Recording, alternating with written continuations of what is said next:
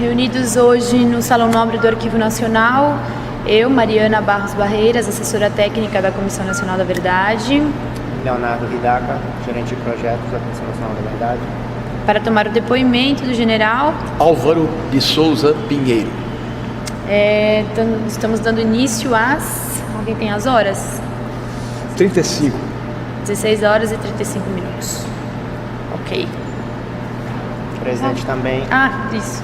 acompanhando o general Pinheiro, 13 pessoas que vieram com ele como seu acompanhante, todas militares da ativa ou da reserva. Misto. Ok. Coronel, o senhor podia... General. General Pinheiro, o senhor poderia, o senhor já se identificou, o senhor poderia se referir a qual é a sua idade e a sua profissão? Meu nome é Álvaro de Souza Pinheiro, eu sou general de brigada do Exército Brasileiro, tendo passado para a reserva no ano de 2003, certo? Eu sou natural de Cuiabá, Mato Grosso, nascido a 19 de julho de 1944. Certo.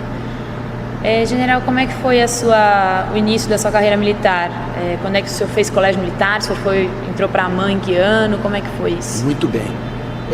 Esse questionamento que a senhora me faz vem ao encontro exatamente do que eu pretendo fazer como uma introdução ao meu depoimento. Fique à vontade. Certo?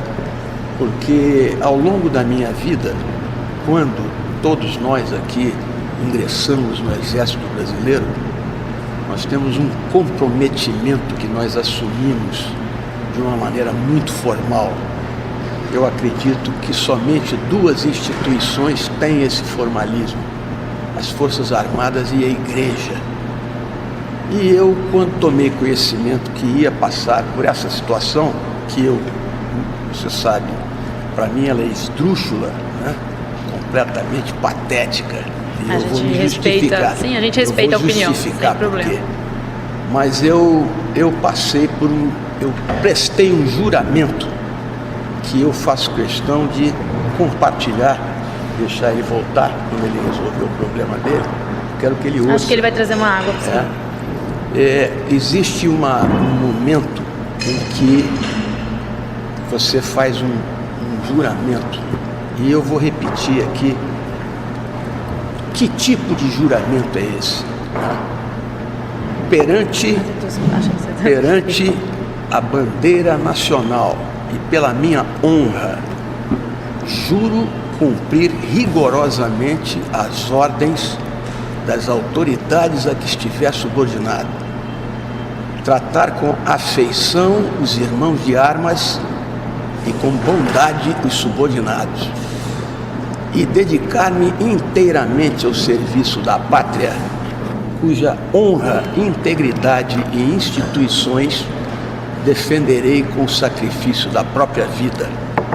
Porque desejo que o simpático casal tome conhecimento desse juramento, porque esse juramento norteou a minha vida toda, inclusive norteou o meu passado de combate à subversão e ao terrorismo no território nacional. Esse juramento eu prestei, muito grato, esse juramento eu prestei no dia 16 de dezembro de 1967, numa cerimônia muito marcante, que é uma cerimônia em que o meu velho pai, o general Enio, já falecido, na época coronel, me entregou a espada de Caxias, numa solenidade que eu fui declarado aspirante a oficial da arma da infantaria. Essas coisas são muito simbólicas e muito fortes. E a partir daquele momento, esse juramento norteou a minha vida pessoal e profissional, a ponto de que logo em seguida, e você está querendo saber do início da minha carreira, não é? Como um jovem tenente e capitão, integrando as forças especiais do Exército Brasileiro, participei significativamente do combate contra a subversão e o terrorismo no Brasil.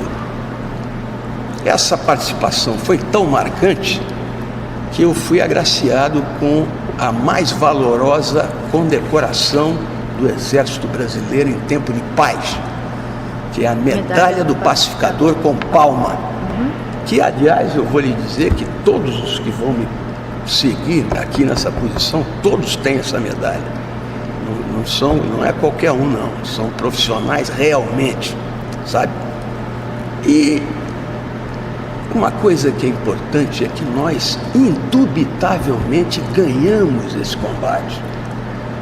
Graças à nossa vitória, e isso é um legado que eu deixo para os meus filhos, o Brasil não se transformou numa grande Cuba por causa da nossa vitória, porque se nós tivéssemos perdido, nós não sabemos onde é que nós estaríamos hoje, né? E há outra coisa que é importantíssima que fica marcado. Naquele momento, nós vivenciávamos no mundo a Guerra Fria, certo? Estados Unidos liderando a organização do Tratado do Atlântico Norte e a União das Repúblicas Socialistas Soviéticas, né, liderando o Pacto de Varsóvia. Havia um temor do holocausto nuclear, certo? E o tipo de guerra que Mao Tse-tung, brilhante, hein? Brilhante, ele descobre, né, o conflito que ficou conhecido como maoísta chinês, conflito de quarta geração, para que o mundo não se visse com a ameaça do holocausto nuclear, utilizando guerra de guerrilhas, não é isso? Mao Tse-tung varre do mapa Chiang Kai-shek, não é isso? E Chiang Kai-shek ocupa a ilha de Formosa e Mao Tse-tung se torna o mandatário supremo da República Popular Chinesa, certo? E naquele momento cria-se o que se chamou a Guerra Fria. E nessa Guerra Fria, onde eu quero chegar, onde entra o Brasil, é que essa guerra revolucionária, marcada por forças irregulares de caráter marxista-leninista, com as suas três linhas, ortodoxa russa, né, maoísta chinesa, foquista cubana, né, isso aconteceu na Ásia, na África e na América Latina. Só que na Ásia e na África foram bem-sucedidos, na América Latina não foram. Por quê? Por que eles não foram bem-sucedidos? Por que na América Latina esses movimentos revolucionários não foram bem-sucedidos? É que na Ásia e na África eles tinham a motivação da independência política.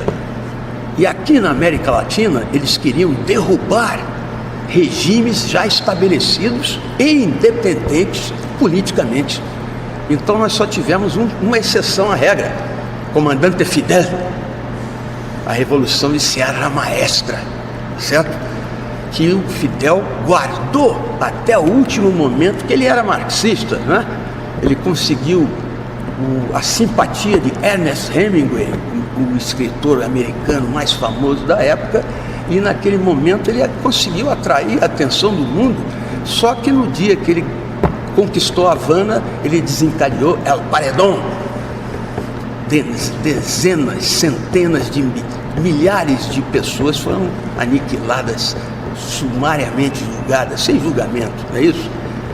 E uma outra coisa que é fundamental que se tenha conhecimento e que pouca gente sabe, é que o fato das Forças Armadas brasileiras terem vencido a subversão impediu que os norte-americanos viessem ao país. Se você voltar para a década dos anos de 65 a 75, você já ouviu falar nos Green Beret, Special Forces, Boinas Verdes. Boinas Verdes. Então você está muito bem informada. Os Boinas Verdes americanos estavam no Uruguai combatendo os Tupamaros, estavam na Argentina combatendo os Montoneiros, né? Estavam no Peru combatendo o Sendero Luminoso, o Tupac Amaru, não é verdade? Estavam derrubando Allende, estavam capturando e eliminando Che Guevara na Bolívia, certo? E os Farc, ELN na Colômbia, Douglas Bravo na Venezuela, toda a América Central. Só houve um país da América Latina que nós não tivemos o desgosto de ver estrangeiros, nem observadores, nem assessores e muito menos tropa aqui dentro. Isto é uma coisa que eu sou orgulhosíssimo disso. E fiquem certos de que quem sentar aqui, que vai vir depois de mim, somos todos muito orgulhosos de que aqui dentro, eu hoje, como um analista militar internacional que sou, eu percorro o mundo e ouço antigos chefes militares norte-americanos dizerem, e eu fico orgulhosíssimo: in the Brazilian soil there is no American blood. Mas tem American money. Isso é você que está dizendo. E quem sou eu para lhe contradizer? Até porque dinheiro não é uma coisa que faz parte do meu dia a dia, tá certo? Mas certo. Isso é uma coisa muito importante, nós não termos tido aqui nunca. E isto eu hoje passo aqui, nós temos nessa audiência, inclusive jovens oficiais, capitães, e eles me ouvem dizer que a minha geração fez o seu papel. E que foi um papel muito bem feito e que os americanos são os primeiros a reconhecer. Isso é uma coisa muito interessante. Você não acha que é uma coisa interessante? Posso pegar um gancho nesse assunto? Por favor, me interrompa no momento que a senhora quiser. Em relação a esse apoio dos Estados Unidos, muitos colegas seus fizeram cursos ou na Escola das Américas ou em Fort Bragg, que é exatamente a casa dos Buenas Verdes. Eu e vários aqui fizemos. Não, existe algum crime nisso? Existe algum crime? Não, de maneira nenhuma. Só estou pedindo para o senhor me contar. Assim, o senhor fez algum curso desses nos Estados Unidos? Com certeza. Onde? Foi lá em Fort Bragg? A palavra curso, porque eu não sei o grau de comprometimento da senhora e seu com a esquerda radical brasileira. São muito jovens, não vivenciaram isso, né? Porque naquela época, quando se dizia na esquerda, fulano fez curso em Pequim, ele ficou lá 3, 4 anos. Fulano fez curso em Havana, em Moscou, é completamente diferente. O que nós sempre tivemos com os norte-americanos são programas de intercâmbio. Estágios. Exatamente. Tá. E uma coisa que, por causa nós nunca termos que agradecer, pedir aos americanos que estivessem aqui, a nossa relação com os americanos sempre foi, eu não sei se a senhora fala inglês, one of peers, é no mesmo nível. No mesmo nível. Nós nunca fomos aos Estados Unidos para chegar lá de mão pedindo equipamento, armamento, negativo. E nós sempre fizemos um intercâmbio. Intercâmbio por níveis, nível cadete, nível capitão, nível oficial superior, tá certo? Aqui vários de nós fizemos isso. Não, mas tudo tropa bem, paraquedista brasileira, tropa paraquedista, forças especiais, né? Mas você poderia me contar, por exemplo, algum estágio que o senhor fez lá, sobre o que foi, onde foi? Mesmo treinamento, essas coisas, hoje em dia, e o Exército Brasileiro, e eu vou falar da Força Terrestre, porque é o que eu vivenciei a vida inteira, né? É que essas coisas hoje são globalizadas. Então nós vamos chegar lá, como eu cheguei aqui, nós temos aqui vários companheiros, o Coronel Cessário Marques, que vai estar quarta-feira aqui, estava comigo do meu lado, fotografias, nós capitães lá, né? Então, treinamento de infiltração por salto livre a grande altitude, por exemplo, infiltração por grandes deslocamentos subaquáticos. E eram bons os cursos, esses estágios? Excepcionais, porque somos todos profissionais, nós com a nossa experiência brasileira nessa época, né? O Brasil ia de bem? selva sobretudo, hein? Quem é que é melhor que o Brasil na selva? Me diga. Ninguém, é ou não é verdade? Ninguém. Então essa coisa, one of peers, mesmo nível. Sem uma coisa, por exemplo, que nós trouxemos da América, que eu tive o prazer de trazer, foi salto livre a grande altitude, que exige equipamento de oxigênio.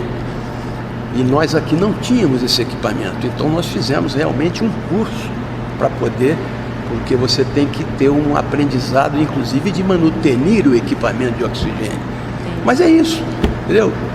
Mais variado. Armamento, munição e tiro diversificado em diversas situações, entendeu? Agora, uma coisa que é interessante é que o soldado é o mesmo em qualquer lugar do mundo. Essa que é a verdade, né? O soldado é aquele homem que está preparado, não é para morrer pela pátria, hein? Morrer pela pátria é quem morre é amador, matar pela pátria, você entendeu? E quando a gente vai para essas coisas aí fora, a gente vê isso claramente. Nós não queremos que os nossos filhos sirvam ao exército para morrer pela pátria, não é? Agora, se eles gostam daquilo, nós queremos que eles sejam exímios matadores. É ou não é verdade? Falando em família, o senhor comentou que o seu pai se chamava Enio. Isso. É o Enio que ajudou a fundar a Escola Nacional de Informações? Mas você está informando. Ele não ajudou. Ele montou, ele é o mentor. Ele foi para os Estados Unidos, ele fundou a escola e construiu. Foi. E sob a ordem direta que nós todos na família nos orgulhamos profundamente, sabe de quem? Golbery? Não, de quem? Do presidente Médici, que na época era o chefe do Serviço Nacional de Informações. É porque a ordem ali, quem foi primeiro, quem foi depois, exatamente, eu não sei. Mas eu estou satisfeito de ver o seu nível de informação, tá aí.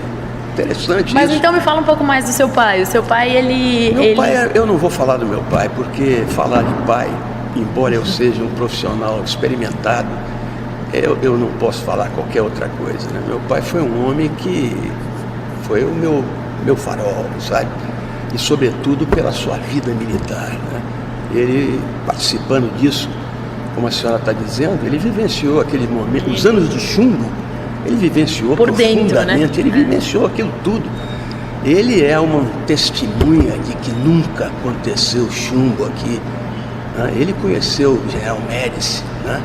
Que é um homem magnânimo, uma pessoa fantástica. Né? Ele devia ser bem de confiança do Médici para ir, para ter recebido essa incumbência de montar. Confiança, a senhora sabe que não se vende na feira. Com confiança a gente ganha, não é verdade? Exatamente. O senhor fez intercâmbio no Panamá, na School of the Americas? Várias vezes.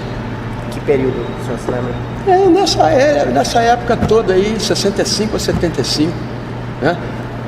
A escola de guerra na selva, ela era na Fort Gullig, tá? Na zona do canal, não é isso?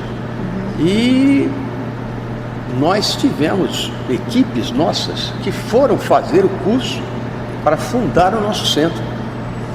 Naquela época, o americano tinha ele cultivava a cultura do jungle expert. O curso era para formar especialistas em selva. E eles usavam uma caravela no peito, uma caravela branca com fundo azul. E o nosso pessoal, para criar o Centro de Instrução de Guerra na Selva, que é hoje não, que logo de imediato se transformou no mais capacitado centro de guerra na selva no mundo. No mundo. Também com aquela selva toda ali ao seu dispor. Tem toda razão, eu concordo plenamente com a senhora. Nós não poderíamos de maneira nenhuma. O americano hoje está fazendo treinamento de guerra na selva na Flórida, né? Que é outra coisa. Não é que não seja hostil o ambiente, mas é completamente diferente. O ambiente operacional é completamente diferente, não é? Não é? Sim. Certo. E o senhor chegou a fazer parte do CIE, do Centro de Informações do Exército? Nunca. Não. Sabe por quê? Não. Eu vou lhe explicar. Eu sou operador de forças especiais desde segundo tenente.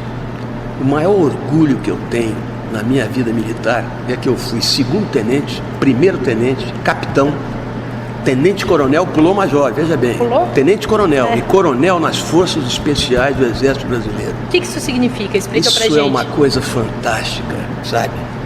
Não ganhei um tostão a mais, hein? Lhe digo mais, não fiquei rico não. Mas as forças especiais são indiscutivelmente a tropa mais bem preparada. Não é só o Exército Brasileiro tem não, que em qualquer lugar do mundo, quando você ouvir falar num Special Force Operator, esse é profissional. Sobretudo porque a forma como nós somos treinados, ela não é apenas militar. O operador de forças especiais sabe trabalhar com o terreno humano, que é o conflito atual, é o conflito irregular, entendeu? Que você não conquista mais, você não sai de O1 na via de acesso para conquistar o O2, isso acabou. conflito hoje é para ganhar corações e mentes de populações. É ou não é verdade? Vocês acreditam que o seu nível de informação, você deve ter percebido isso, né? E isso daí valoriza profundamente esse tipo de profissional. Ali, quem está ali gosta do que faz e é desafiado no seu nível máximo. O nível de treinamento é muito grande, claro, correndo os riscos necessários para isso. Uma coisa importante, o grau de coesão entre nós, entende? Isso é muito importante. Mas eu queria entender institucionalmente, como são essas forças especiais? Ela fica em um local específico ou ela é uma coisa que é eu quero ser simpático à senhora, mas eu gostaria que esse tipo de informação a senhora obtivesse do comando do Exército. Porque a senhora é tão simpática que eu posso até lhe dizer alguma coisa que eu não devo dizer porque é reservado. Entendeu? Ok. Eu não sei se entendeu. Não, entendi. Entendeu? Entendi, não tem problema nenhum. Pois não. General Álvaro, qual era o seu posto no Exército, se o senhor se lembra, em 1972?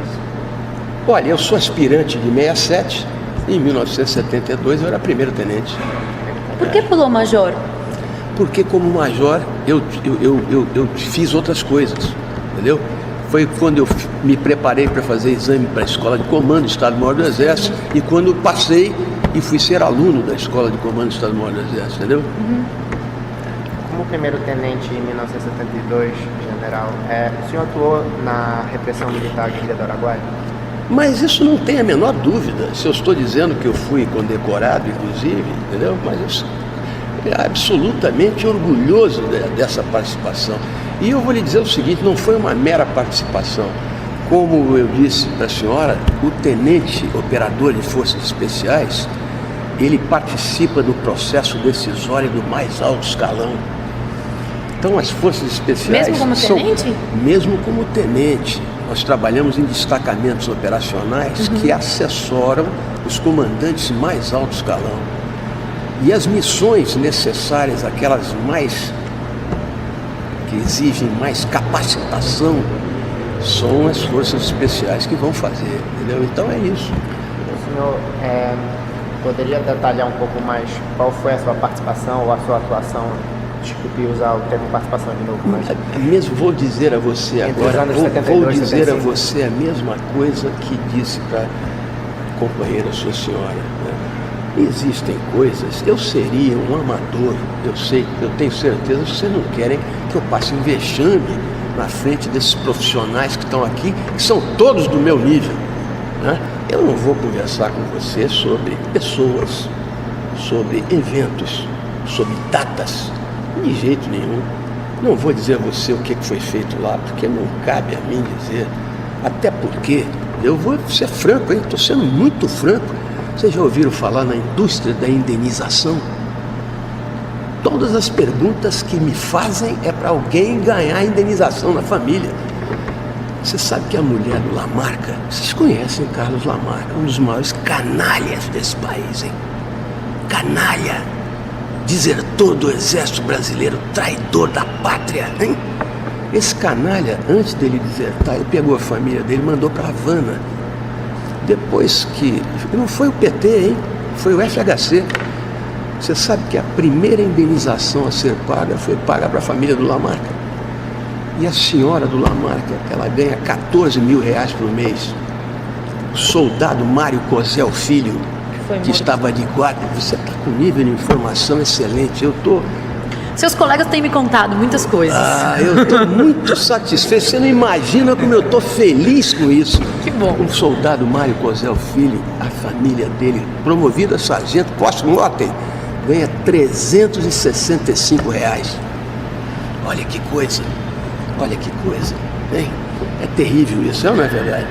Mas é isso. Em relação a isso, eu só queria deixar bem claro que a Comissão da Verdade não tem nenhum poder de dar indenização para ninguém, nenhum fim indenizatório, tá? Perfeito. Já agradeço a informação e fico muito satisfeito de receber esse tipo de informação. O senhor trabalhou lá com... A gente conversou hoje, talvez o senhor saiba, com o coronel Idino Sardenberg. Coronel paraquedista. Exato. Tá muito gordo ele. Ele era forte, sempre foi muito forte. Não, né? Não o vejo há muito tempo. Pronto, tava eu agora um pouco antes. Muito bem. E... Conheço muito. E ele, enfim, ele tava contando de todo mundo que trabalhou lá com ele e tal. O senhor trabalhou subordinado a ele na época? Não, como que era? Não. Aí novamente eu lhe digo que as forças especiais, elas seguiam uma cadeia de comando muito peculiar, sabe? Era uma cadeia, não é como eu lhe digo, inclusive até de caráter reservado, entendeu? O coronel Edino, na época, ele era major Edino. Isso, exatamente. Entendeu? E ele tinha lá a colocação dele dentro, vamos chamar assim, do convencional, entendeu? Mas nós conhecemos, eu cheguei a trabalhar com ele lá na tropa paraquedista. Muito simpático, sempre social e tudo, né? Como o senhor? Cativa todo mundo. Não, eu sou um grosso, casca grossa, não fale isso pra mim que eu não mereço. O senhor poderia então confirmar ou não, e se quiser... Pois não, diga, pois não, vamos lá. Sinta-se à vontade, se o senhor esteve na zona do Araguaia no ano de 1972? Estive. Pode precisar datas ou meses? Eu vou lhe dizer uma coisa aqui muito simples, para você não ficar se perdendo seu tempo com isso. Eu tenho 247 dias no Araguaia. Tá certo? Não, aí você... Mas não assim, sequencialmente, né? Não. Senão a família... Em períodos, sabe? Certo. Em períodos. Mas as viagens eram de, por exemplo, 20 dias ou mais tempo, cada vez que isso é preciso entender, é porque exatamente as forças especiais, elas eram pequenas, em efetivo. Quantas pessoas mais ou menos? Não, esse número eu não vou lhe dizer, nunca vou para os túmulos sem lhe dizer, você me perdoe. Mas nós nos repetíamos sempre os mesmos. Tá. A tropa, e nós trabalhávamos muito com a tropa paraquedista, né? Porque até a tropa paraquedista é indiscutivelmente algo que também nós temos de melhor, né? Como os fuzileiros navais, não é verdade, né? Então nós trabalhávamos nesse nível. E na fase decisiva do Araguaia, foi esse tipo de tropa que resolveu o problema, né? Eu tenho várias coisas escritas, artigos que a senhora deve conhecer já, e eu digo ali claramente que nós tivemos fases no Araguaia em que a Força Terrestre cometeu muitos erros, né? Colocamos um efetivo muito grande na área, né? E aquilo foi um equívoco grave, inclusive muito heterogêneo, né? Depois de algum tempo, depois de que as coisas se alinharam perfeitamente, né? Depois que ficou sobretudo definido o terreno e o inimigo, aí essa coisa passou a ser tratada de uma outra forma e acabou rápido, né? Acabou muito rápido. E aí foi isso é o que o senhor denomina a fase decisiva? Decisiva, depois de identificado e diagnosticado a situação. Exatamente. Como é que essa situação foi diagnosticada? Através de uma operação de inteligência? Exatamente. Você também está me mostrando, não posso lhe dizer uma coisa, você já viu alguém dizer que participou de operação de inteligência? Se disser para você... Vários colegas seus estão dizendo abertamente para a gente. Eu fale isso para mim, fale isso para mim que eu fico com um desgosto, desgosto imenso que eu sinto disso, sabe? Tá, mas deixa eu fazer uma pergunta então, também de novo, reitero, por favor, sinta-se à vontade para responder como prefiro. Antes dessa fase de inteligência, a respeito da qual nós já ouvimos alguns relatos e temos documentação oficial, o senhor poderia descrever o episódio no qual o senhor resultou ferido, que ocorreu em 3 de junho de 1972? Olha, eu vou dizer uma coisa para você. Essa pergunta é uma pergunta que você abriu agora comigo, viu? Mas eu vou lhe dizer o seguinte: o dia que eu tiver que contar isso, eu não vou contar para você. Você sabe para que eu vou contar isso? Eu vou contar para o editor-chefe da Newsweek, lá em Nova York, que ele quer saber também, que ele quer botar isso, que vai vender a doidada. Inclusive tem fotografias, sabe? Porque eu fui ferido nesse evento, sabia? Eu não vou dizer para você nunca em que condições foi isso. Agora eu posso lhe garantir uma coisa, que isso foi combate, entendeu? Não pense você que foi trancado num lugar, né? Eu com 10, 1 ou 2, não foi assim não, entendeu? Eu posso lhe garantir isso. E eu não sei se vocês têm conhecimento de como é um combate em selva, né? Curta distância, né? Você quando atira, não existe tiro para ferir, não é isso? E os tiros, e quando são frações, né, o mato cai, você estava escondido, deixa de estar. Isso é altamente, isso é uma coisa maravilhosa, não é, eu fico muito feliz de ter tido essa oportunidade. Agora que eu estou na reserva, agora eu não faço, agora eu sou atleta, sempre, entendeu? Mas eu lhe digo, eu fico muito satisfeito de ter vivenciado essas experiências. E a mata era muito fechada, né? Tem tudo que é tipo de mata, minha senhora. Só tem tudo que é tipo de mata. Primária, secundária, terciária, tem de tudo que é jeito, entendeu? Isso aí varia com o local, tudo, né? O senhor foi ferido perto da localidade chamada Pau Preto? Olha, isso... De novo, mas você está muito informado, realmente. Não, eu não vou falar, não falarei pessoas, locais, datas e eventos, nada. Exatamente porque eu considero, eu vou lhe dizer uma coisa, o fato de eu ter sido ferido na primeira fase da campanha, uma coisa que eu nunca vou perdoar, são companheiros que começaram a citar o meu nome sem me pedir permissão. Eu hoje sou citado em tudo que é livro que tem aí, e que pior é que não é o bandido que tá pro o cara que, entendeu, que me conhece, aí o cara, não, fulano de tal e tal, isso não, entendeu? Isso não tem cabimento nenhum. Eu não cito, e eu não cito exatamente por isso. Por que eu falei daquele juramento? Aquele juramento, eu não sou ligado a pessoas, eu sou ligado a crenças, né? A minha responsabilidade, aquele juramento eu fiz, eu que tenho que olhar no espelho e saber se eu estou cumprindo ele, entendeu? Não me interessa que o fulano vai me dar ordem, ninguém vai me dar ordem para dizer coisa nenhuma, né? É isso. Só fazer um parênteses, a gente sempre respeita quando o depoente não quer responder as questões, é um direito previsto legalmente e a gente nunca se oporá a esse tipo de posicionamento. Do mesmo modo, a gente vai continuar fazendo as questões que a gente planejou e o senhor fica à vontade para dizer que não pretende responder. Eu aqui lhes digo que o casal é extremamente simpático, sabe disso? É típico de quem não vivenciou aquelas coisas. Se vocês conhecessem o Marighella, iam ver que figura horrorosa, um ser humano intratável, entendeu? Sei tudo. Mas hoje é modelo de terrorismo para o mundo. A senhora sabia disso? O manual de terrorismo da Al-Qaeda não é coincidência.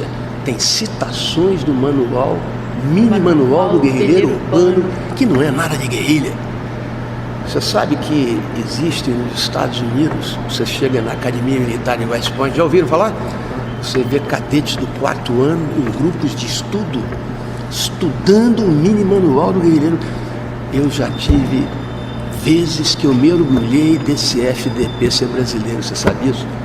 Porque ele é realmente um cara, ele era iluminado. O manual do guerrilheiro urbano do Marighella é um manual de terrorismo adotado até os dias de hoje.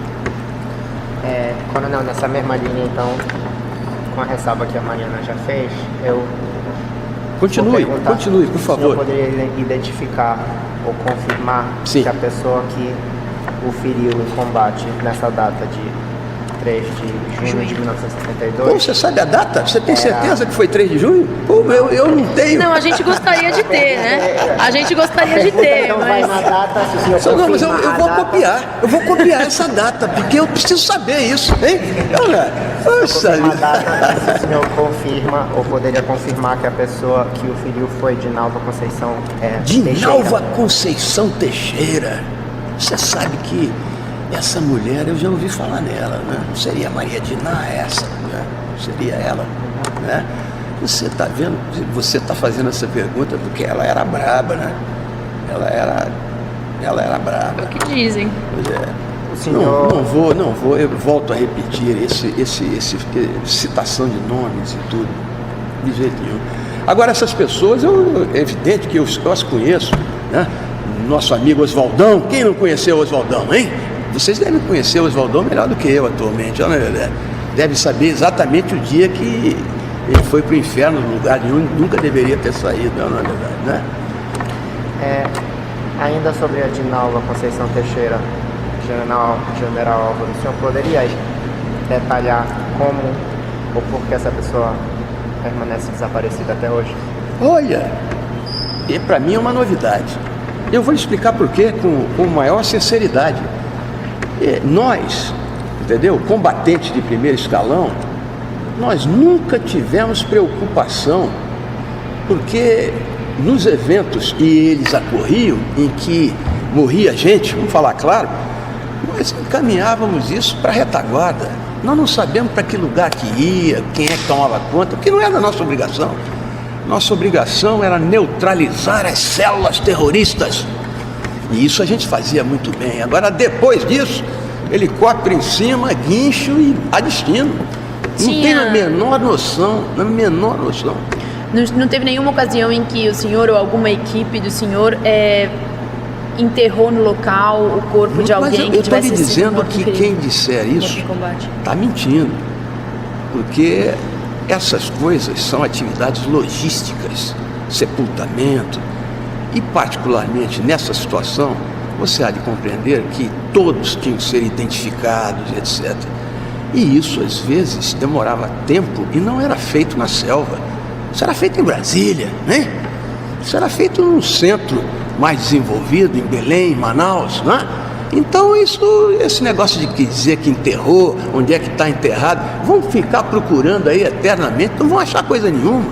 Não era a dinâmica então, general, já que o senhor menciona que a identificação dessas pessoas era problemática ou trabalhosa? Não, ela era fora completamente da nossa seara, e quando eu digo nossa, não é apenas porque eu era pica-fumo, tenente-capitão, era fora do âmbito dos combatentes de primeiro escalão, daqueles que mantinham contato, daqueles que tinham a missão de manter contato, neutralizar as células terroristas. Vejam que eu não falo guerrilha, hein? Porque no Brasil nunca houve guerrilha, vocês sabiam disso? O nome era Força de Guerrilha do Araguaia, não é isso? Fogueira, não é isso? Só que eles nunca cooptaram nenhum habitante local. Seria Força de Guerrilha se eles tivessem conseguido recrutar gente lá. Nunca. Aquilo nunca deixou de ser um foco de terrorismo rural. Assim como no ambiente urbano, MR8, VPR, ALN, né? Também foram focos de terrorismo urbano. Quando o Marighella colocou a palavra guerrilheiro ali, é porque a palavra guerrilheiro era romântica, ela é mais simpática, né? É digerível, não é isso? Mas aqui no Brasil, a sociedade brasileira nunca apoiou a luta armada, nunca. É por isso que nunca houve guerrilha aqui, nem urbana nem rural. O que nós tivemos no Brasil, sim, nós tivemos células terroristas, muito perigosas, porque esses homens que eu estou citando o nome, particularmente Lamarck e Marighella, eles estão no Hall of Fame dos terroristas do mundo. Eles não eram de brincadeira não, os caras sabiam, sabe? Coronel, general, quando as pessoas morriam, então, em embates com essas forças das quais o senhor, por exemplo, fazia parte, sim, o que é que se fazia com esses corpos, então? A última notícia que eu tinha era um guincho. Você sabe o que é guincho de helicóptero? Muitas árvores muito altas, né? Um guincho descia, né? O comandante da equipe normalmente preparava o corpo, porque ele tem que ser preparado, prendia com um mosquetão de escalada, fazia um gesto, ligação rádio, subia, nunca mais a gente ouvia falar. O senhor confirma então que algumas dessas pessoas que desapareceram no Araguaia foram içadas ou guinchadas de helicóptero que sobrevoou? Eu vou dizer a você, eu não vou dizer a você que foram todas, porque dependendo do local onde isso acontecia, às vezes não precisava vir um helicóptero, uma embarcação levava, uma estrada, uma viatura levava. O que eu quero deixar claro aqui é que esse tipo de atividade é uma atividade logística, não é uma atividade de combate. Então, quem estava diretamente engajado no combate não tem nenhum conhecimento sobre corpo, sobre sepultamento, sobre nada disso. Mas aí o senhor está me dizendo, então, o senhor estava engajado no combate. Diretamente. Então como é que o senhor pode afirmar que não vão ser encontrados corpos, se o senhor não sabe o que foi feito com mas ele? Aí você há de permitir que eu não sou dono da verdade. entendeu? Mas eu vou lhe dizer, eu acho muito difícil. Tá. Eu acho difícil, porque, veja bem, será que tem nexo você pegar um sujeito que é um terrorista, né? Um camarada caçado, um camarada que não tem o que perder, que tem uma vida clandestina, que se afastou da sua família, etc. Tem cabimento botar ele, enterrar ele no cemitério, juntar tudo? Eu não vejo. Eu não vejo essa coisa, entendeu? Não vejo. Então eu acho muito difícil que se encontre isso. Inclusive eu já vi aqui, vocês devem ter tomado conhecimento, que estão no cemitério em São Paulo, estão procurando não sei o quê. Será que o cara vai sair, vai tirar ele lá de não sei de onde para trazer para São Paulo? Eu acho isso. E outra coisa, veja quantos anos existe, quantos anos nós estamos com isso. O senhor confirma então, eu estou só entender melhor a dinâmica da coisa. Eram pessoas, então, ou equipes ligadas à logística das operações, as que poderiam hoje, por exemplo, obviamente tem um problema da memória de 40 anos que passaram, mas que poderiam determinar. É difícil que um leigo como você, como o senhor, perdoe, é muito difícil você entender o que eu estou falando. É porque o problema não é assim muito simples. A logística por si só, ela é extremamente complexa, entendeu? E sobretudo nesse tipo de atividade e sobretudo na selva. Tudo na selva torna-se complexo. Tudo. Na selva não há absolutamente nada. Um mosquito se transforma num problema gravíssimo. Tá? Aqui, ó, leishmaniose. Já ouviu falar em leishmaniose? Isso aqui é leishmaniose. Né? Entendeu? Mosquito. Tá? Então, não, saúde, atividade logística. Entendeu? Então, não é nada simples. Agora, eu continuo dizendo que a Comissão da Verdade, ela tem uma guerra muito inglória se ela está querendo obter como seu objetivo estratégico, conclusivo, saber onde é que estão enterrados fulano, beltrano, ciclano. Eu considero isso um desperdício de tempo de pessoas inteligentes. Não vão chegar a lugar nenhum, não vão mesmo. Essa é a minha opinião pessoal. E o senhor não poderia explicar um pouco mais detalhadamente ou com mais precisão para leigos como nós, sim, como então a Comissão Nacional da Verdade poderia se achar por bem ou achar que é parte do seu mandato determinar a paradeira de pessoas desaparecidas? Eu não vejo. Veja bem, você deve ter conhecimento, nós temos uma brigada de selva em Marabá, a 23ª, conhecem? Já ouviram falar? E essa brigada de selva, ela tem lá, acompanhando os generais que comandam aquela brigada, eles já têm lá um núcleo, que eu não me recordo o nome, porque realmente... Mas existe um núcleo que tem uma missão, que está permanentemente acampado, trabalha sendo apoiado pela 23ª Brigada de Infantaria de Selva, nesse objetivo, buscar cemitérios clandestinos e etc. Entendeu? E isso já tem anos, isso não é de agora. Vocês podem consultar, que vocês vão ver que existem equipes lá especializadas da esquerda. Eu estou falando da esquerda porque a esquerda está organizada, né? E estão lá. E o Exército não deixa de apoiar, não. O Exército apoia com viatura, com a parte logística. O Exército a parte, entendeu? Às vezes, até colocar uma senhora para poder cavucar o terreno, para saber se tem morto, o soldado vai cavucar. Mas quantos anos isso já existe e o resultado é nenhum, não é verdade? Deixa eu fazer um salto gigante. Vamos lá. Aproveitando o seu gancho. Esse trabalho que tem sido feito, pelo menos desde o ano de 2007, com o que era chamado GTT e hoje em dia é chamado GTA, Grupo de Trabalho Araguaia. Isso mesmo. Você falou o nome agora. Segundo alguns documentos oficiais que nós temos, no dia que o senhor foi ferido, ou um dia antes, 2 de junho de 1972, teria morrido uma pessoa que se chamava Bergson Gurjão Farias. Esse é um dos 3 únicos desaparecidos do Araguaia que teve os seus restos mortais achados e identificados. Acharam? Em 2009 foram feitos os exames de DNA e os restos mortais entregues à família. O senhor tem alguma informação sobre como essa pessoa morreu? Nenhuma notícia. Não tenho nenhuma notícia disso, entendeu? E esse tipo de notícia, eu confesso a você que eu classifico essa notícia como virtual. Isso não tem fundamentação nenhuma.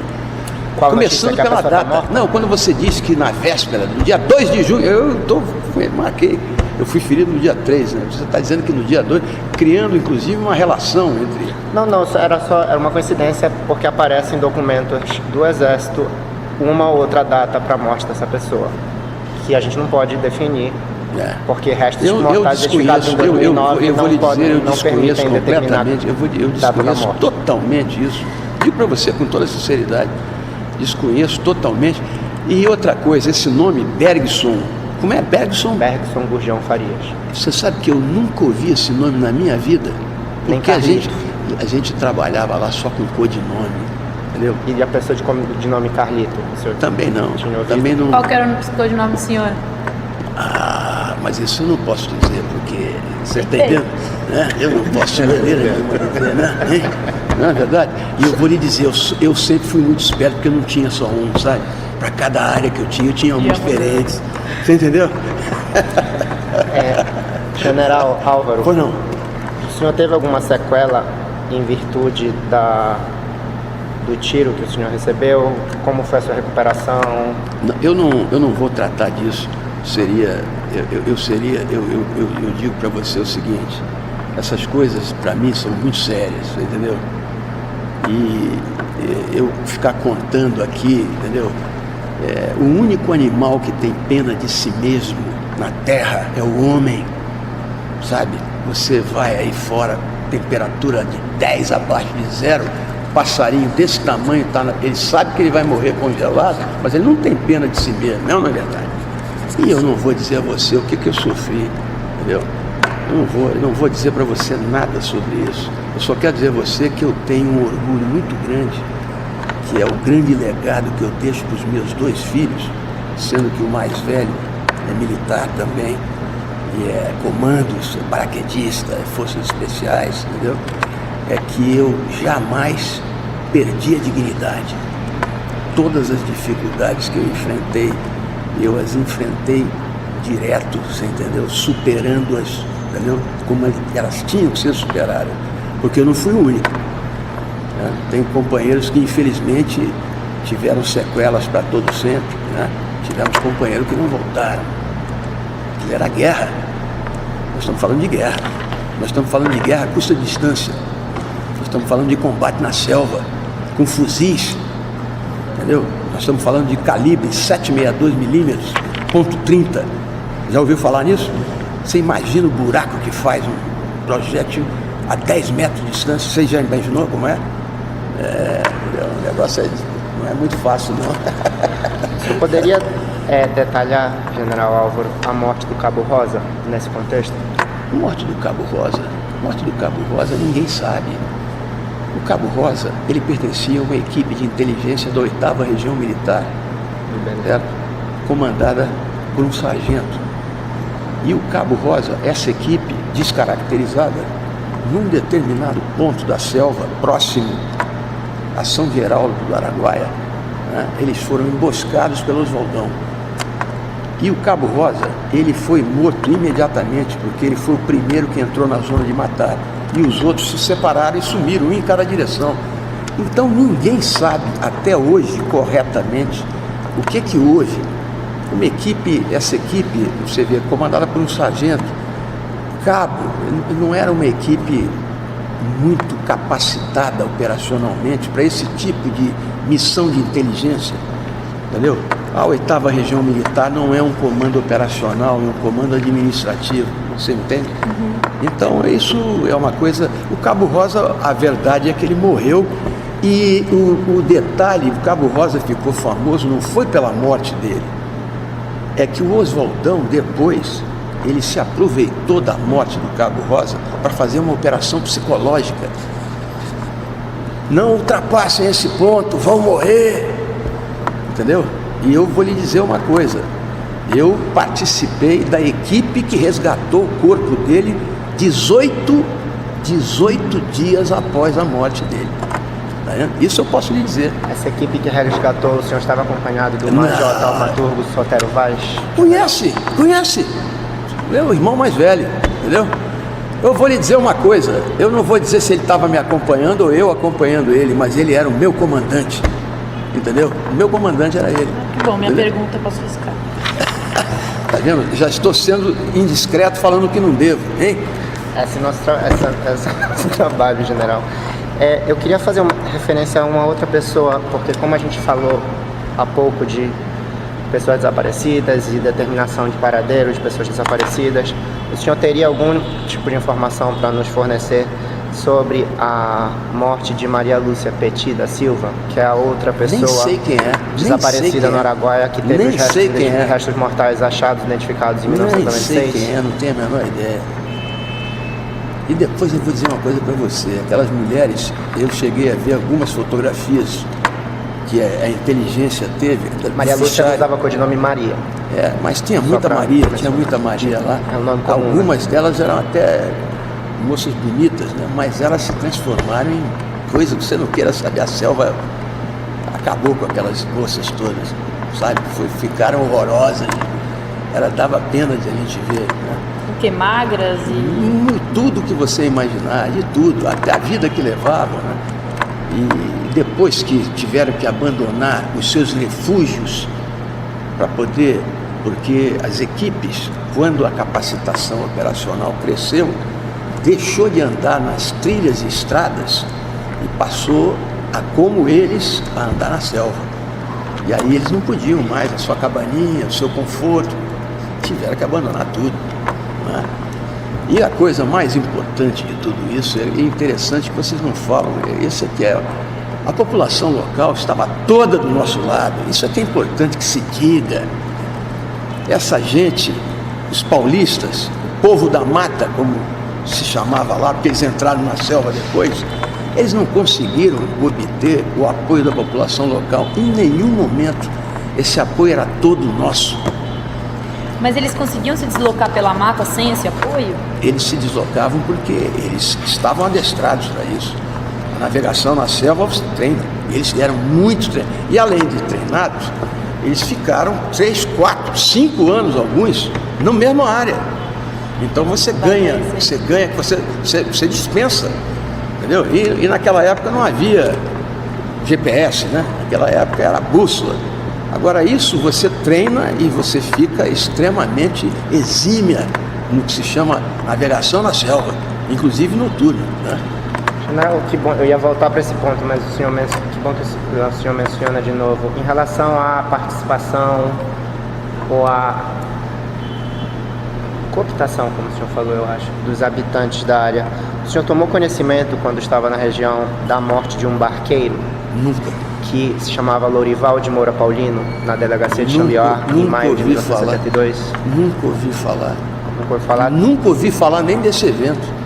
Nem desse evento. Essa é a terceira pessoa que eu queria mencionar que teve Nunca ouvi falar. Restos mortais identificados em 2008 e que estava desaparecido desde aquela época. Não tenho nenhuma noção, porque também tem uma coisa, quando você fala 1972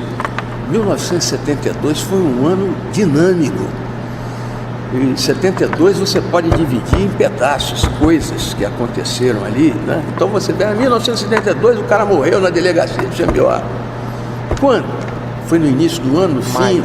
Pois é, mas de qualquer maneira essas coisas, elas ficam muito, né? Isso aí é muito complicado. Claro, de todas as formas, eu estou dizendo maio porque tem documentos oficiais que indicam a morte dele em 21 Agora ou 28 e outra de maio. coisa, vocês veem só, vocês estão raciocinando como se vocês estivessem trabalhando com documentos, né, históricos, né? Essas coisas todas, elas são muito... Porque eu confesso a você que essas datas todas aí, para mim essas datas todas são meras suposições. Entendeu? Sabe por quê? Porque a era da informação não tinha... Naquela época, a informação demorava para ser transmitida. Não é como hoje, que você recebe a informação ao vivo e a cores em tempo real, é ou não é? O terrorista hoje, ele tem o oxigênio da publicidade por causa disso. Por isso é que eles passam, o terrorismo hoje ele é estratégico, deixou de ser tático, não é verdade? Não é verdade? E é por essa razão, por causa da velocidade da informação.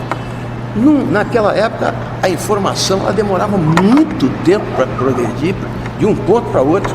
Muito, mas você não quer saber. Mas ela progredia, né? Não, progredia. Agora, outra coisa também, o número de organismos federais, estaduais, municipais envolvidos era enorme. Entendeu?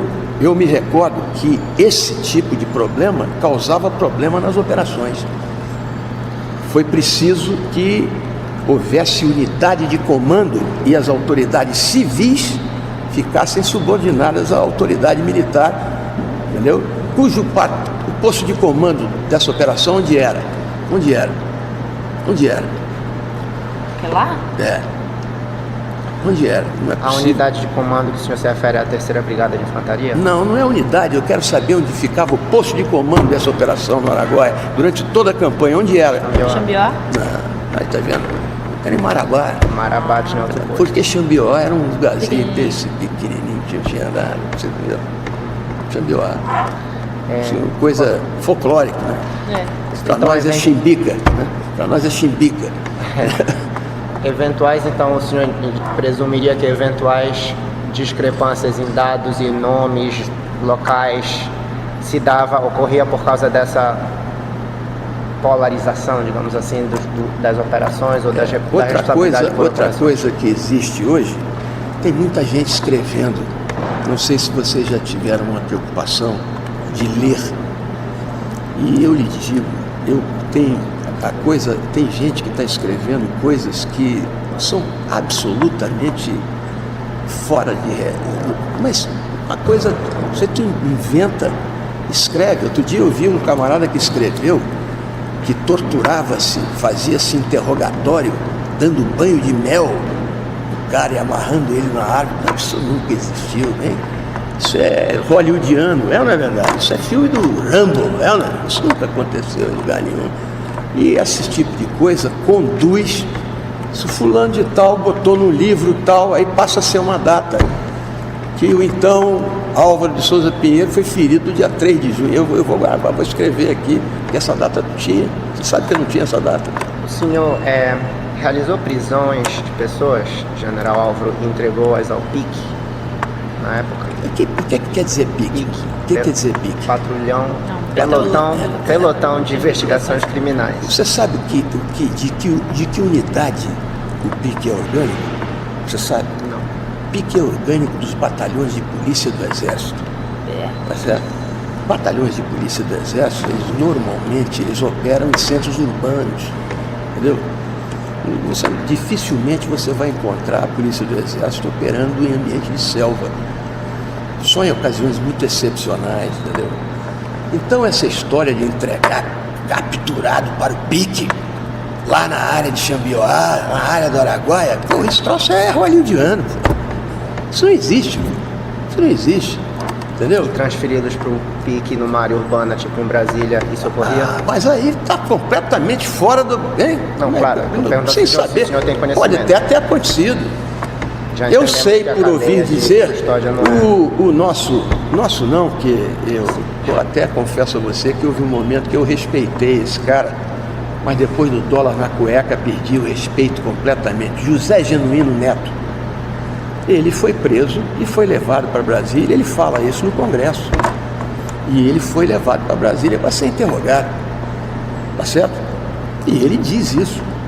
Agora, eu que estava lá, eu me recordo do Genuíno, quando ele foi preso, quando ele foi para Brasília, quando ele voltou, tudo isso eu me lembro. Agora, o que aconteceu com ele, eu não sei. O que ele falar, eu não sei se ele está mentindo, o que provavelmente 90% das coisas que ele contar, ele está mentindo. Você entendeu? Entendeu? Porque ele teve sorte, hein? Ele sobreviveu a isso tudo aí e ele era um dos mais salientes que tinha naquele momento, né? General, apesar do episódio do tiro que o senhor sofreu, o senhor voltou posteriormente para o Araguaia, não? Mas eu sou soldado, companheiro. Eu sou soldado. Sabe disso? Eu sou um soldado operador de forças especiais. O senhor saberia ou poderia informar quando aproximadamente retornou ao Araguaia? Se era... É evidente, essa é a história da minha vida. E eu seria cretino de lhe dizer que eu não sei. Eu não vou lhe dizer isso. eu não vou dizer nem pro Papa. Se o general Enzo entrar aqui e dizer, fala Álvaro, eu vou dar um adeus para eles. Se eu levo pro túmulo comigo, entendeu? Jamais eu vou falar essas coisas. Sabe como é? O senhor não poderia então confirmar? São aquelas coisas que a gente não abre de maneira nenhuma. O senhor, então não poderia confirmar que o senhor voltou para o que o senhor chamou, eu acho que fase decisiva, ou como algumas pessoas chamam Operação Marajoara? Meu caríssimo, não vou confirmar coisíssima nenhuma, porque eu não estou dizendo nada sobre isso. Eu sou um homem que tem uma experiência muito grande. Quando eu lhe falei, né, eu sou um homem que... Eu sou operador de forças especiais desde 1970. Eu não posso chegar aqui e fazer um amadorismo desse. E tem mais, se você botar uma garrafa de uísque aqui, nós vamos tomar e eu não vou ficar bêbado. Você pode me fazer o que eu não vou falar nada. Eu lhe asseguro isso, entendeu? Porque até isso as forças especiais treinam, sabia? Sabe? Isso é brincadeira minha, viu? General, Sim. deixa eu aproveitar para fazer uma pergunta aqui. Num dos momentos, o senhor mencionou... O senhor estava falando como eram as atividades e o senhor falou da neutralização das células terroristas. Neutralizar a célula significa... Torná-la inoperante, Então, mediante captura ou eliminação. Isso Pronto. que eu queria saber. Isso. Tá. E a captura, Isso. então, podia ser uma captura, uma prisão, Isso. pura e simples, e Isso. entregue para... Isso. E aí ele era entregue para quem, o preso? Não sei. Não, mas você Nunca tinha que entregar me para preocupou. alguém. Não, eu entregava para o helicóptero, para o barco, para o carro. Nunca me preocupei qual é o escalão, quem é a autoridade. Isso nunca foi da nossa senhora, Tá. nunca me interessou e eu tinha muita coisa na cabeça para estar preocupado com isso. Eu estava preocupado é que essa estrutura funcionasse para não nos prejudicar. E isso funcionava muito bem. Exatamente porque não nos envolvia, você entendeu? No momento que nós fôssemos envolvidos na atividade da base para a retaguarda, nós não podíamos trabalhar. Sério. É ou não é verdade? Nós tínhamos outras coisas para pensar. Nós tínhamos que pensar na neutralização da célula terrorista. Entendeu? Isso que nós tínhamos que pensar. Você já ouviu falar no apoio que a população local nos deu lá? Estou ouvindo do senhor hoje. Não, mas você nunca ouviu, ninguém falou nada, nunca ninguém lhe disse de que Já maneira a sei. população nos apoiou? Nunca disseram para vocês como foi? Algumas pessoas contam algumas passagens. Por exemplo, como que você pensa que foi? Não, eu não penso. É os senhores que têm que nos contar. Eu não vou lhe estava dizer lá. o seguinte, veja bem, eu vou falar muito... Veja bem, a inteligência, ela se divide em inteligência humana, inteligência de sinais e inteligência de imagens. Nesse tipo de conflito, que é um conflito irregular assimétrico, a predominância total é da inteligência humana. Não adianta o satélite passar lá em cima e tirar fotografia, nada disso. E como você tem que saber trabalhar o terreno humano do local. 90% das informações obtidas para a neutralização eram obtidas através da... E tem mais, que eram recompensados, entendeu? Ganhavam, havia... Claro, como qualquer fonte humana. Exatamente, entendeu? É isso. Mas Muito simples, veja bem, o que eu estou querendo lhe dizer é que não fiquem pensando, querendo fazer minhoca na cabeça. As coisas sempre foram muito simples. E eu vou lhe dizer, essa simplicidade é que ela fez-nos perder, não vertemos muito sangue lá, entendeu? Inclusive dos terroristas, entendeu? Se você vê, por exemplo, no Vietnã, o americano tentou criar pessoas que trabalhassem junto com a população e se transformassem no ambiente, no nativo da área. Isso você não consegue de maneira nenhuma. O nativo da área você não substitui nunca. Ele vai ser eternamente aquele camarada, ele é que conhece o terreno, ele sabe das coisas todas, né? A maneira simples como ele fala, né? Eu vou sair daqui com o sol aqui, vou chegar com o sol lá, e isso que funciona. Não é verdade? É isso. Mas isso aí não tem nada de sofisticado e não tem nada de... Simplesmente é que exatamente eles compreenderam que aqueles indivíduos boa coisa não estavam fazendo lá. E não era para a comunidade deles, era para o Brasil. Uma coisa que os operadores de forças especiais souberam fazer bem é explicar o malefício que aqueles terroristas estavam fazendo ao Brasil. Porque eles eram incultos, ignorantes, semi-analfabetos, mas muito espertos. Eles entenderam, aquilo é uma região rica, castanha do Pará, e se aqueles caras ganham, o modelo do Araguaia, sabe qual era? Era um modelo maoísta, mas não era chinês, era albanês. Imagine se a Albânia, em 1975, podia ser modelo para o Brasil. É possível isso? Me diga uma coisa dessa. Modelo albanês. A gente ligava o rádio, 9 horas da noite, entrava uma música da Rádio Albânia, Rádio de Tirana, Rádio Difusora de Tirana, com a Elis Regina cantando. A gente dormia ao som da Elis Regina. Programa Rádio de Tirana hoje, e eles transmitiam com informações que recebiam da área. Sabia? Entendeu? General Pinheiro, o senhor falou um pouco dessa questão da captura ou eliminação.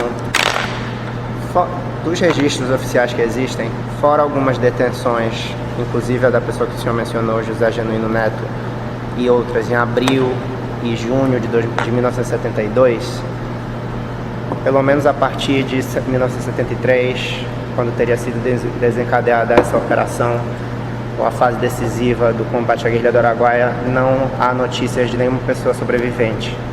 Mas isso não tem nada a ver com captura e eliminação, por favor, não tem nada a ver. É como eu estou lhe dizendo, não tem nada a ver. Entendeu? A pessoa pode ser capturada em perfeitas condições, a pessoa pode ser capturada ferida, mortalmente ferida, ou um ferimento de menor porte, entendeu? E a pessoa, ela pode morrer em outro local que não aquele. E essas coisas são... Isso não é... Selva, companheiro, selva não tem dado médio de planejamento. Selva é selva. Selva, ela está ali permanentemente, entendeu? E ela é um fator de complicação terrível, sobretudo para quem combate, entendeu? E a selva é um ambiente que exige que os combatentes sejam muito bem adestrados, porque o lado que não for adestrado está roubado. E foi isso que aconteceu lá, entendeu? Chegou num ponto em que eles pararam, porque o João Amazonas, você conhece, né?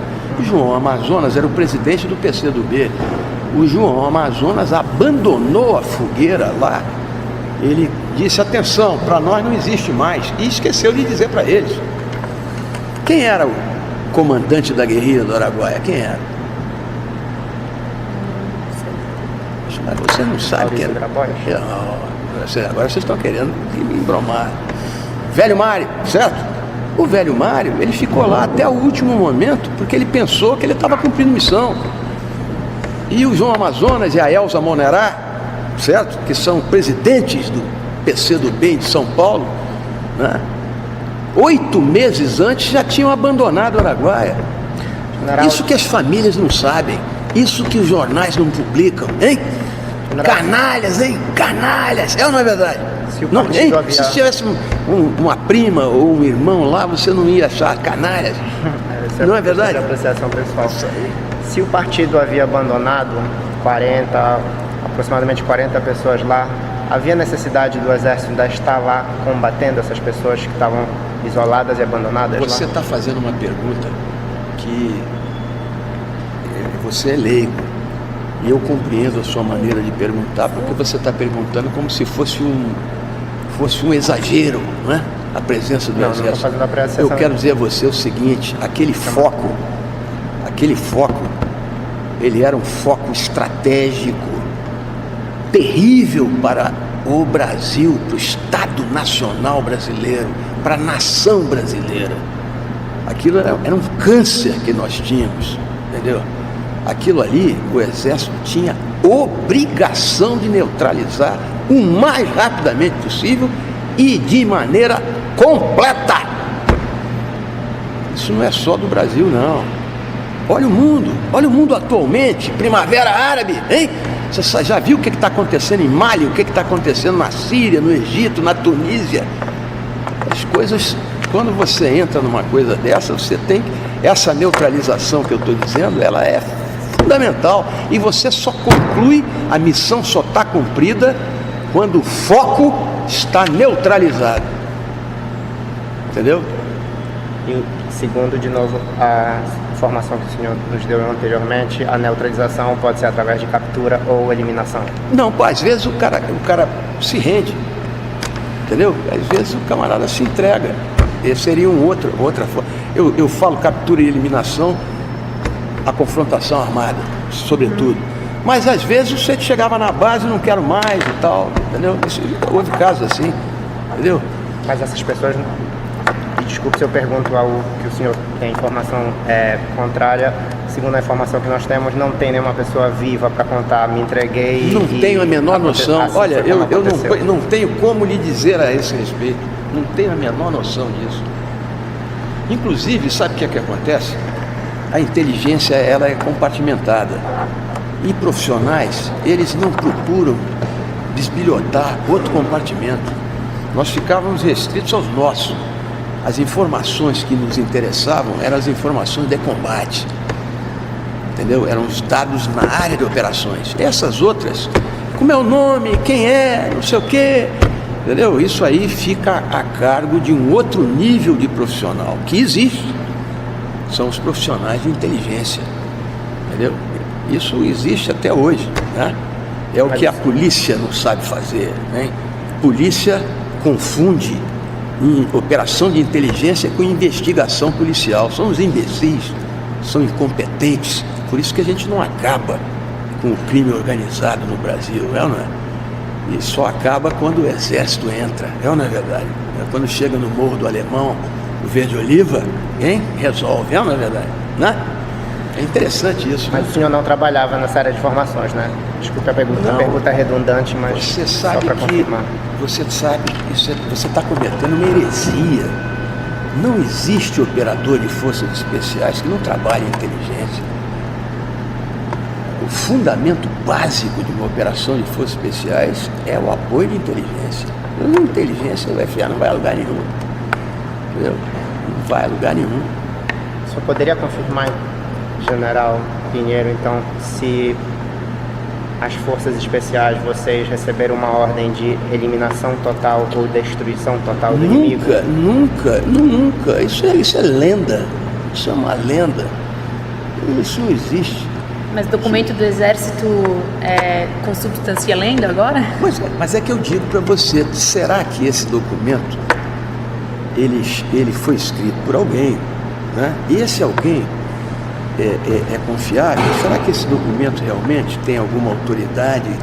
Porque eu vou dizer uma coisa para você, esse tipo de operação, existe uma coisa nas Forças Armadas chamada liderança. A liderança é um aspecto fundamental, onde esse tipo de conflito, cheio de problemas, né, de toda a natureza, terreno inimigo, né, conjuntura internacional, entendeu? Se você não tiver uma liderança muito firme, com objetivos definidos, existe uma coisa no trabalho de comando militar, particularmente no Exército, chama intenção do comandante. Eu cansei de receber a intenção do comandante da autoridade maior pessoalmente. Entendeu? Ele ia lá falar conosco, olhar nos nossos olhos, sabe? E eu digo a você que, muito modestamente, se eu tivesse recebido uma ordem dessa, eu saberia. Porque certamente, estando no primeiro escalão disso, eu não ia tomar conhecimento disso.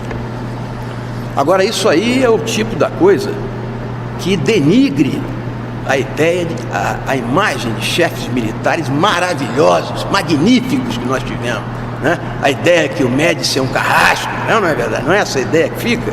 É porque o ano de chumbo, os anos do Médici, não é coisa nenhuma. O presidente Médici entrava no Maracanã com um radinho de pilha no ouvido e 150 mil pessoas o aplaudiam de pé, hein? Vocês são muito jovens, não sabem disso, mas eu presenciei isso, hein? É um homem maravilhoso, um sei que o povo adorava. Agora, os comunas, nunca. porque era um chefe militar talentoso, ele sabia atingir os objetivos dele. Se bem que nessa altura ele já estava num nível de poder bem acima de tudo isso, né? Mas eu posso lhe dizer que esse foco, ele foi um foco estratégico, que foi objeto de preocupação dos mais altos escalões de comando, não tenha dúvida disso. Como normal em qualquer país, não é verdade, né? O senhor, então, deixa eu só confirmar essa informação, General Pinheiro. O senhor nunca, do que o senhor pode recordar, viu um documento chamado Relatório Especial de Informações número 1 de 74 do CIE, que recomendava eliminação total das forças guerrilheiras do Araguaia e destruição total do inimigo, o inimigo, e eu abro aspas, que estava em plena decomposição e desarticulado? Você vê, como é seu nome mesmo? Leonardo. Você veja bem, você está pensando que um relatório de um organismo de inteligência, ele é ordem? O analista, ele está escrevendo o que ele pensa. Quem foi que disse a você que isso que esse analista escreveu, se foi transformado, não é em ordem, é numa diretriz? Quem é? Você está falando relatório número tal, do número tal, isso é uma análise, entendeu? Então o analista, ele ganha para isso, ele faz a análise. Agora, quem determina o que vai acontecer não é ele. Ele, inclusive, ele assessora o trabalho de comando, mas ele não decide o que vai ser feito, entendeu? E outra coisa, existem comandantes que não são obrigados a seguir o que o analista está dizendo. Você pega comandantes que têm uma experiência de selva fantástica, você citou um nome aí, Taumaturgo Sotero Vaz, é um símbolo para todos nós. Você está pensando que qualquer analista vai dizer para o Taumato o que ele tem que fazer? Ele sente no ar o cheiro, entendeu? Sabe aqueles caras, isso os grandes chefes militares, né? Os conflitos todos, em qualquer tipo de terreno, tem, não é? Não é isso? Mas você está falando coisas que não tem nada a ver, entendeu? E esse caminho, quem disser que recebeu essa ordem, está mentindo, eu lhe garanto. Você disse, olha, o general Álvaro passou aqui e falou que quem disse que recebeu a ordem de acabar com todo mundo lá, eliminar até o último, isto é mentira. Isto é mentira. E o camarada que diz isso tem que tomar uma surra. Surra não é bem a expressão certa, porque esse cara está denegrindo a imagem do Exército. Você entende o que eu estou falando? Você não concorda comigo? Você concorda comigo se você ficar no meu lugar? Eu entendo só. Então não vou fazer apreciação de mérito. General, o senhor poderia explicar então como mais de 70 pessoas desapareceram no contexto da repressão? Como é que eu vou lhe explicar uma coisa dessa, Leonardo? Você tem que perguntar. Meio de conclusão, você tem que perguntar. Você está querendo que eu diga para você que essas pessoas foram eliminadas sumariamente? Isso acontece no regime stalinista, hein? Isso acontece na China de Mao, isso acontece na Coreia do Norte, não é verdade? Mas aqui no Brasil, duvido que isso aconteça. Deixa eu retificar ou complementar. O senhor poderia explicar o que foi feito com os restos mortais dessas pessoas? Eu estou rindo porque você está pensando que eu tenho poderes sobrenaturais. Eu não tenho, isso é absolutamente coisa nenhuma. Aliás, eu quero dizer a você que eu não estou nem um pouquinho interessado nisso. O meu interesse nesse episódio é que a população brasileira compreenda que o Exército resolveu um problema grave que traria prejuízos muito sérios ao Estado Nacional brasileiro. Entendeu? Você tem um foco dessa natureza, um foco terrorista no ambiente de selva, no bico do papagaio do Brasil. Você reparou o local que eles escolheram ali? Isso aí tudo não foi nada coincidência, não. Isso é estudado, entendeu? É porque vocês são leigos. E se esse foco permanece por lá, o Brasil ia sofrer, inclusive, nos organismos internacionais. Está entendendo o que eu estou falando?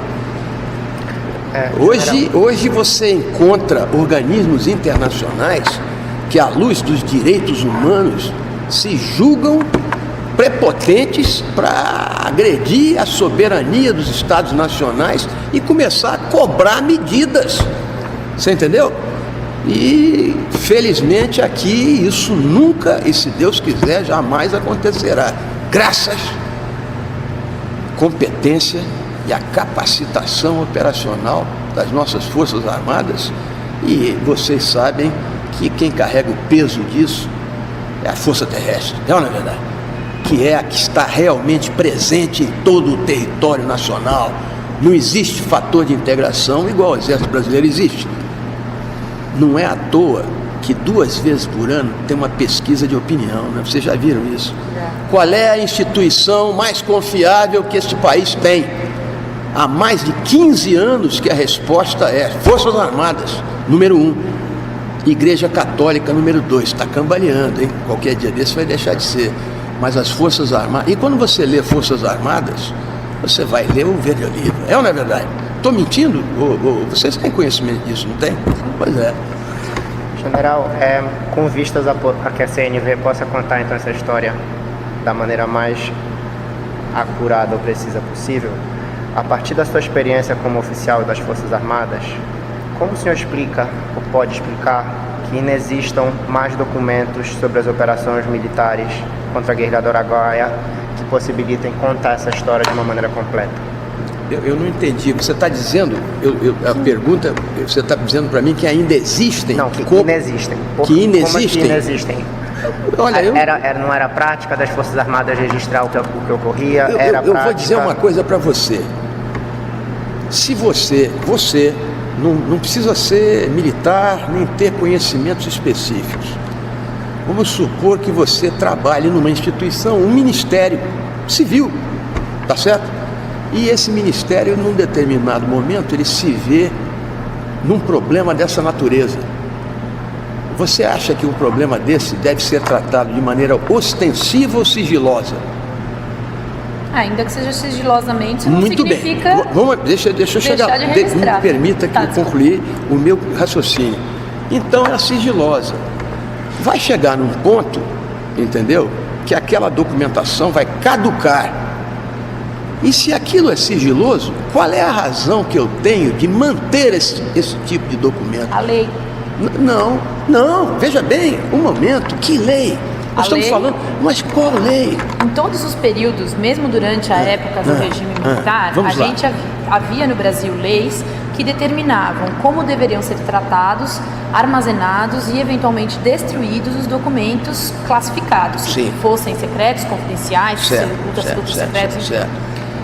Em nenhum momento da história do Brasil deixou de haver alguma lei regulando esse assunto. Sim. E em todos os momentos o que se dizia era: tudo bem, depois de um certo tempo, esses documentos podem ou devem ser desclassificados e destruídos, mas para isso devem ser elaborados termos, existe toda uma formalidade. Mas quem é que disse que isso não foi feito? Quem é que lhe garante que isso não foi feito? Porque se esses termos hoje também não existem, a par da inexistência dos documentos, então, quer dizer... Veja bem, vocês estão falando coisas como se houvesse uma verdadeira conspiração para esconder. A gente está fazendo Isso perguntas. É muito simples, veja bem. Eu, por exemplo, digo para você que eu, na minha função de comandante de equipe operacional, eu precisava ter o meu caderno de anotações. Claro. E que era importantíssimo. E chegou no momento que eu cheguei à conclusão que eu devia destruir.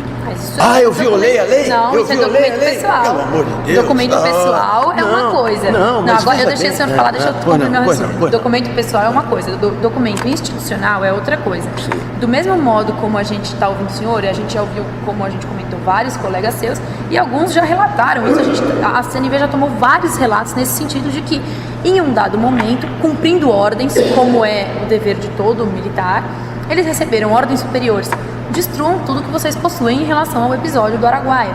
Então, se vocês sabem disso, o que vocês estão perguntando para mim? Vocês querem me emboscar? Não, de maneira nenhuma. Porque é uma pergunta que a gente está fazendo a todos. Mas eu desconheço essa conotação de que foi queimado escondido, foi queimado às pressas para esconder alguma coisa escusa. O problema disso daí, hoje, eu lhe digo qual é. O problema hoje é que Nenhuma instituição séria quer alimentar a canalha da indústria da indenização. É isso. Porque no fundo de tudo isso, a senhora me perdoe, o que está em jogo aqui, ninguém quer achar a verdade de nada. A senhora não pode... Isso aqui, passar a verdade, tinha que ser feito dos dois lados. Está sendo feito de um lado só. Isso é uma canalice sem tamanho. Vocês não têm nada a ver com isso, mas as pessoas que bolaram isso são pessoas inescrupulosas. A coisa que mais me repudia na esquerda brasileira é que, além de incompetente, o sujeito de ser comunista no século XX, no século XXI, é um estúpido, é ou não é verdade? Agora, pior do que isso é a corrupção. São corruptos, inescrupulosos, eles não têm, entendeu? Não tem nada. Não, mas a gente também está apurando a corrupção na época do regime militar. Também vamos escrever sobre isso. Você sabe que eu fico satisfeito de lhe ouvir dizer isso, porque a senhora é moça e é jovem, e nós precisamos de gente assim. Mas sempre se lembre do seguinte: faça dos dois lados. E aí, em relação a isso... O que não é possível é isso. É um absurdo um homem de bem, chefe de família, entendeu? E outros que estão aqui, que vão sentar aqui, estarem respondendo esse tipo de pergunta quando vocês não discutem o sequestro do embaixador Burke Elbrick. Por quê? Quem é que sequestrou o embaixador? Quais são as consequências que se teve no campo internacional para o Brasil? Hein? Quem é que matou o capitão Chandler em São Paulo? Hein? Essas coisas não se discutem. Quem é que roubou o dinheiro do cofre do Ademar? Quem é que planejou e executou o atentado ao 2º Exército em São Paulo? Mas não, o senhor se lembra que morreu, que é o corpo do fulano, a Maria Diná atirou no senhor? Que é isso? O tiro da Maria Diná, ele perto do que eu estou falando, é uma coisa que não tem, entendeu? Isso é uma coisa que é preocupante, porque é onde eu respeitava a esquerda brasileira até um determinado momento. Esse tipo de raciocínio está destruindo o país. A gente está simplesmente seguindo o mandato legal que nos foi dado e não tenho nada contra vocês, claro, pelo contrário. Já ficou bem claro. Eu vejo nos seus olhares, entendeu? Que vocês estão imbuídos das melhores intenções possíveis de cumprir a sua missão. Eu, como soldado, eu respeito profundamente quem está preocupado com cumprir a missão. Eu respeito profundamente, entendeu? Não se preocupe que em relação ao Araguaia nós não estamos fazendo só essa atividade de ouvir militares, senão estamos ouvindo, na verdade, uma grande gama de pessoas. Tá certo. Envolvidas ou relacionadas com os fatos, desde distintas perspectivas. Eu não teria perguntas adicionais. Acho que eu estou satisfeita também. Tem mais alguma coisa que o senhor gostaria de falar, deixar registrado? Não, o que eu gostaria de dizer, eu disse aqui agora, é que nada pessoal. Eu considero que a Comissão Nacional da Verdade é uma farsa. A Comissão Nacional da Verdade, ela carece de legitimidade e de credibilidade. A Comissão Nacional da Verdade, ela é revanchista, ela pretende que se repita aqui o que está acontecendo na Argentina da Cristina Kirchner, entendeu? Agora, eu considero que isso é opinião pessoal, hein? Não tem nada, não represento o Exército, né? Não tenho esse direito. Vocês que eu quero dizer, estou me dirigindo, não é a vocês, a esquerda brasileira vai dar um tiro no pé, porque a sociedade brasileira está começando a se formar e não vai se deixar engabelar por esse tipo de farsa. Eu considero a Comissão Nacional da Verdade uma farsa. É só isso. Muito obrigado, general. Eu só queria fazer um último comentário e, na verdade, é uma última pergunta também. Nesse espírito de colaboração e de abertura que o senhor teve de comparecer a esta oitiva, eu gostaria de mencionar também: a CNV tem planejado realizar audiências públicas sobre a guerrilha do Araguaia. O senhor teria disponibilidade ou disposição de participar e publicamente fazer um relato similar ao que o senhor fez hoje? Sem nenhum problema. Se eu dissesse que não, essa pergunta que você me faz, eu só tenho uma resposta. Não pense você que eu gosto de aparecer, entendeu? Soldado não gosta de aparecer. Mas se eu respondesse que não, fica no ar que eu estou querendo esconder alguma coisa. Eu não escondo nada. Aliás, não sei se vocês sabem, eu tenho ido a muitos programas de televisão. Não sei se já me assistiram. Vários. E não é programazinho de 3 minutos, não. Entendeu? É programa com Joelmir Betting, com gente de nível, entendeu? Eu estou pronto, estarei pronto sempre, porque eu não tenho nada a temer. Nada. Nada a temer.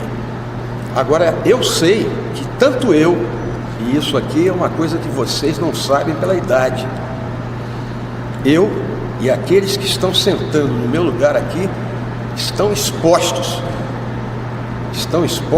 física e moralmente, porque não faltam radicais aí, treslocados, que queiram pagar contas passadas nos atingindo.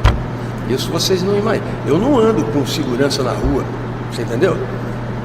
Mas eu tomo cuidado, até porque na minha idade, com a experiência que eu tenho, não é qualquer vagabundo que vai me pegar, não, entendeu?